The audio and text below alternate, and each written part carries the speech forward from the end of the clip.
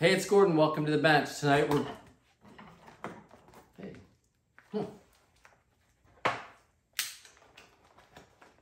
Got something from Just Plain Fun. We're going to change the topic for tonight and see what's going on. All right. Yeah, it's Rosewood. Wouldn't you know it? Let's take a look. Cool. So what we have is the Rosewood sole, right? This is an add-on to a Stanley scraper plane. It's a 12.5. And it was sent with the original screws intact, which is kind of cool. If you've never seen those, they're actually aggressive little wood screws because they go through just a clearance hole in the plane and then into the Rosewood. So those are vintage. We're going to want to take special care of those. I'll put a little close-up inset in there so you can see. So this is what we're going to repair. This is in beautiful shape with one exception, of course, the dreaded hang hole. So how are we going to take care of this? There's a number of different ways. One, we could just pound a plug in it, right? Epoxy it, sand it, and it would look like a plugged hole. You'd have end grain. It would just scream, you know, plug. And next would be to try and craft a plug with matching grain. So now I'm perpendicular to the axis of the dowel and it's Rosewood, and we pound that in there, and then it looks like a plugged hole. So we're not going to do that either.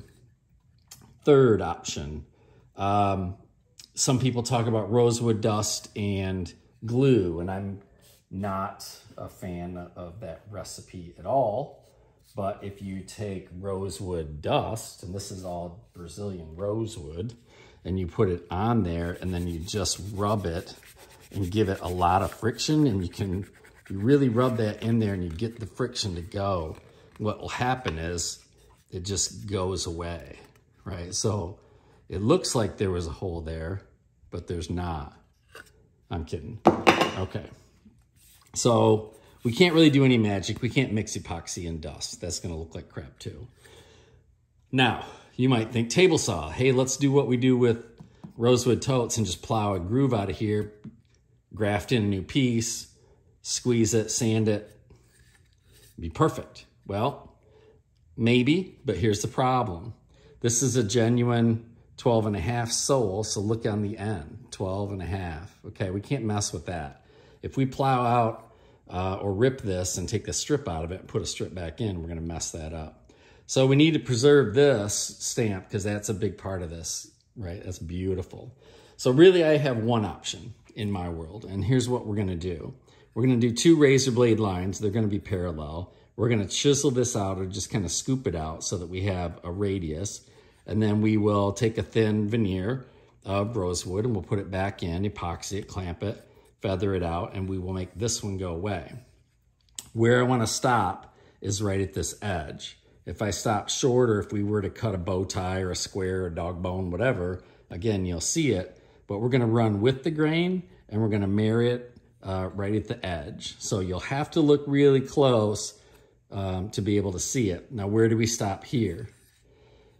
As we come out, if we stop in the middle of this, you know, this piece of wood, I think you're going to see that too. So we'll probably run it right to this mouth as well, right? That's just a clearance and there's nothing that rides on that. So I think we can do a really thin veneer. We can fill that in. And then when we flip it over, we have this hole.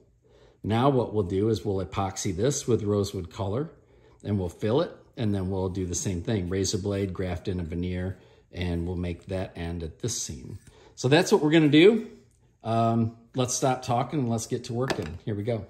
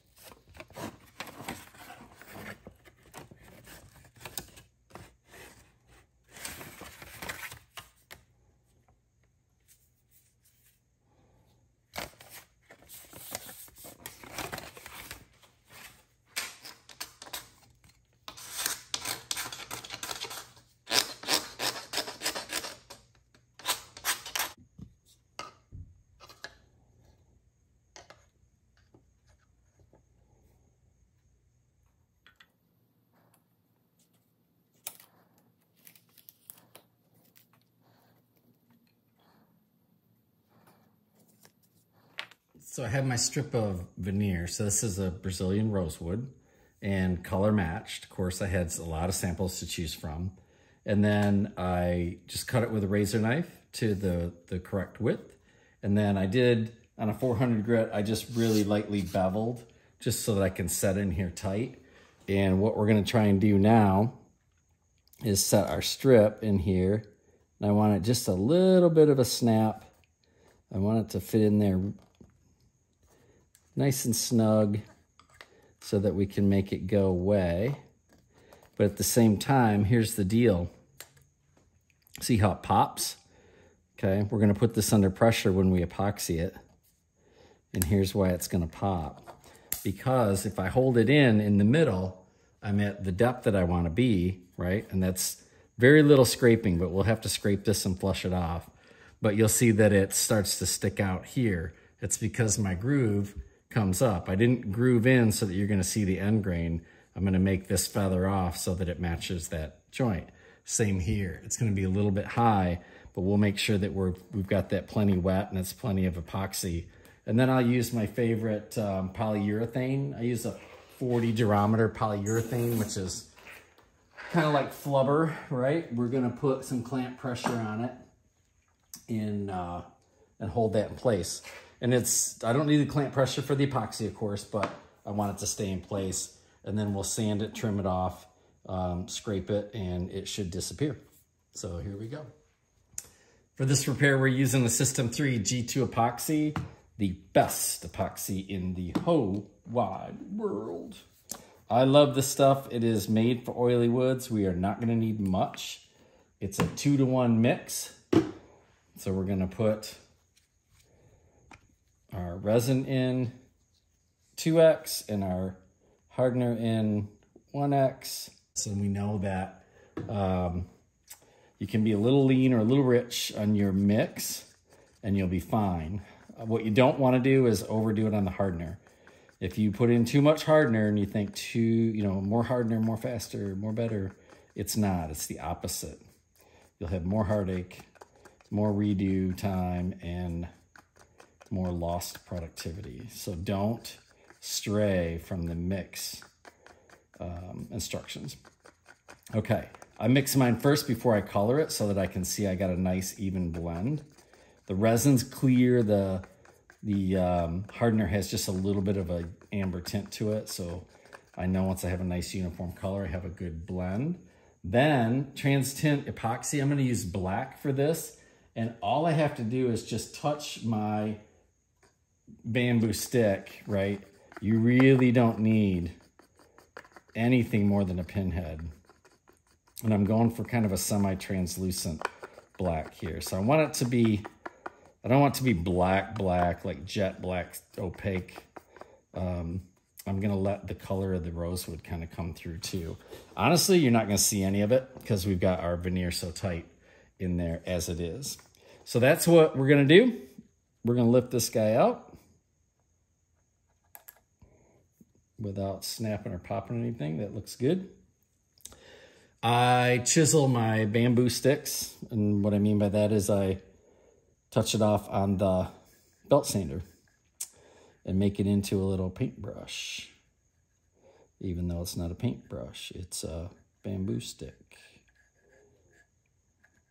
Long open time.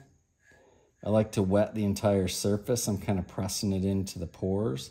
This is a super clean surface because we cut it with a chisel, right? So there was no sanding in here. I didn't fill any of the pores with dust.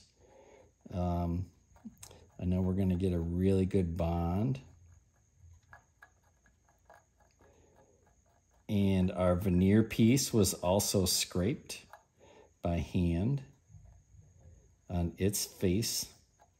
So it too has beautiful grain to get a hold of. This is gonna be awesome. Awesome, that's what we always strive for, is awesome.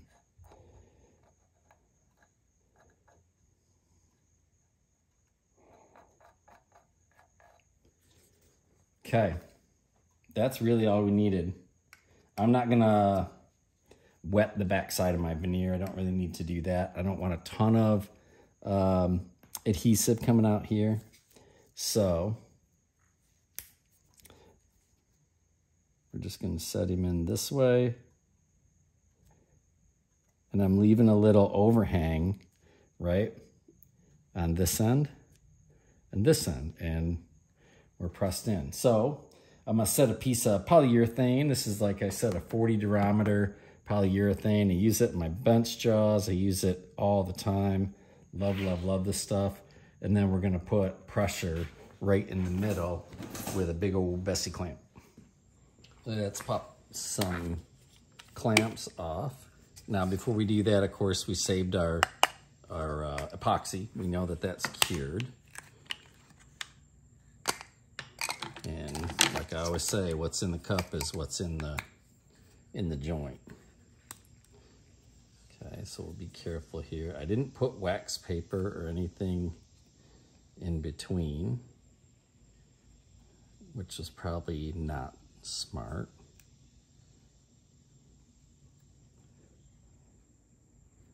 But we're letting go, okay? It's got a little better grip on that polyurethane than I would have thought. Don't know that I've ever just directly clamped it, but there we go. Okay, so there's our piece, and it's a little proud here, a little proud here. So we'll go ahead and just use a scraper. We'll take this tang off of here very gently, and then it should give us the surface we're looking for.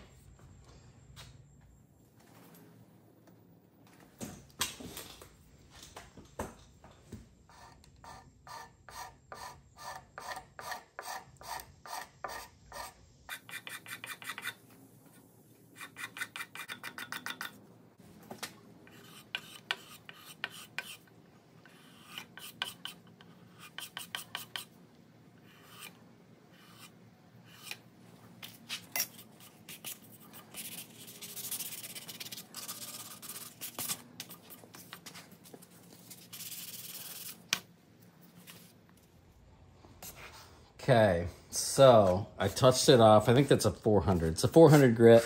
And all I'm doing is easing the edge, right? Because this has to look a little bit worn. If we filed or scraped this to a crispy, sharp point, that wouldn't look right. I want the color to be variable a little bit. I don't want, you know, a perfect stripe in there. So I kind of scraped in to some lighter spots here to bring it out across. But let's take a look, right? This is where we are. And what was really important to us, remember the 12.5? If we come way in, I'm gonna get the light just right. There's the 12.5. Okay, so the veneer comes right up to a fine point, 10, 20 thousandths thick, right here on this edge. So if you look at the edge, you'd expect to see a dado with a plug in it. It's not there. If you were to pick up on this stripe, and only you and I know that it's there because we're seeing it happen, but for the most part, if we were to pick this up, we would say, wow, that's a nice piece of rosewood, and it's a 12.5 sole for a scraper. But we're not done yet, remember? We got this problem. So you can see what I did. Now, is there any reason to fill that with rosewood? Not really. No one's gonna see, so we're gonna go ahead and puddle some black epoxy in there. We'll fill this up, and then we'll do the exact same thing on the inside. A little strip, we'll bring it out right to that point. We'll bring it out right to this point, and nobody's gonna know. Cool, keep going.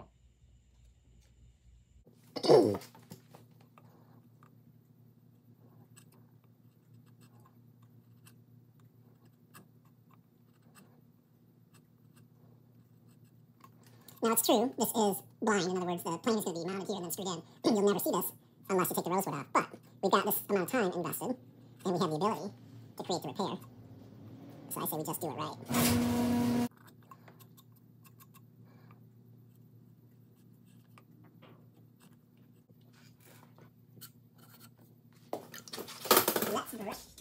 Okay, so I'm just using a plastic brush. Kind of clean that out, make sure I get my corners. And then we dial this in tiny little taper, but it should kind of snap right in, and it does. And then we're close to flush here. It's about 30 thousandths thick on our veneer and 20 thousandths on our depth. And then up here, of course, we're at full proud. It's just gonna stick up because we're gonna just plane that right off, scrape it off so that we match that intersection. Same here. There's no depth here at all. I don't wanna see a dado plot all the way through. So the veneer will just feather off and it'll disappear right into the edge. So we're ready for glue. I decided rather than fill that and let it set, we're gonna go ahead and fill it, wet the whole thing, and just do one glue up. So we're 2 glues and done. Just like the first piece, we're gonna use System 3 G2 epoxy, a superior chemical bond. This is gonna be designed and engineered for oily woods. This is not a structural piece. This is gonna be a cosmetic piece, but still, we use the best because we expect the best in our repairs. And once I have that, I'm using a bamboo skewer. I flatten mine like a chisel. And I have clear resin, and I have tinted hardener that allows me to see that I have a nice even color in my puddle. Make sure that we get this stirred up nice. Super easy to work with, super easy to dispense, a long open time. It's tintable. So many reasons we choose to use the best. And as you see in my notes, right, in my comment section, you can plug my name in. If you buy System 3 epoxy and you go to their website, use my last name, Addison, type Addison in for your coupon code and enjoy some discount. You are welcome. And thank those folks because they make great products. Now, we could go clear, no doubt about it. In fact, you might, I'm asking myself as I'm talking now, why would I even bother to tint this? It's going to be buried. It's going to be clear. So let's just do that. Why even put it in there? But if I were going to tint, I would use transient dye. This is a concentrated dye that is just phenomenal. And I have black and coffee brown. One of my favorites is this coffee brown. It's really super cool on Rosewood. But we're going to fill our little hang hole. So let's do that first.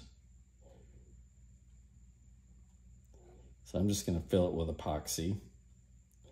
Again, there's really no reason, I suppose, to fill this. It's got a great bond on the other side. I know there's epoxy in it, but hey, why not? Let's make this as solid as it once was. Okay, so now I wet the entire surface. We've got a freshly chiseled surface there, and that means open pores, no dirt or debris. Just gonna go right up to the edge. I'll get a little bit of squeeze out, that's okay. And I'm just kind of burnishing this in. It will, like I said, has a long open time, so I know it's gonna saturate and it'll get into the pores, but we're here and we're working, so why not help it out a little bit? Just kind of creating a wedge, a squeegee, if you will, and I'm just working it in. That way I know I'm wet. All this is ready to go. Do we need to do the back side of this? Not really. There's no need. In fact, we might end up with too much epoxy and get too much squeeze out. Don't want all of that, but we can just do a really thin tack coat on here. Oops. I should be wearing gloves. Normally I do for this part. You saw that in my earlier video, or earlier segment. I had a glove on my hand because I tend to stick my fingers and stuff. All right, there we go. Let's set this guy and call it good. Yep, I need a glove. Okay, We'll take a break for station identification. Okay. It's best to wear something to protect your hands, right? Let's talk about safety and PPE. I like the way that sets in there. Got a little bit of flex in the center. I think this time I'm going to use a small sheet of wax paper. So I'm going to go ahead this time and just throw a piece of wax paper over this one.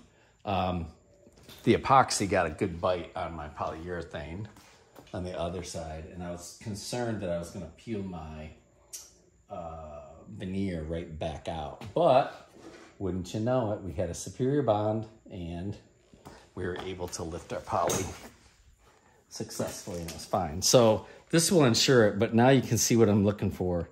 Again, we just want to make sure that our part stays in place, and it is. I'm going to set this on here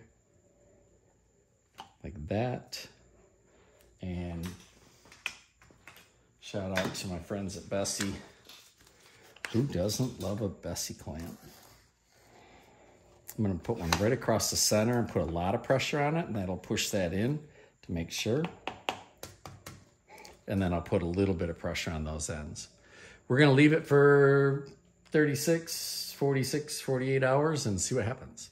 And our final step would be to make this newness, right? Again, we have some little marks and dents out here, evidence of use and history. And then we have this clean spot, and we don't want that. So I have a series of things like my burnisher, a regular point, a screwdriver that's been, screwdriver that's been modified. I know you can't see that. Come on, get back. There we go. It's got two different shapes on it. And then I have a little tiny screwdriver that's got the same thing. Kind of a canoe shape that mimics my grain. I kind of shaped a grain.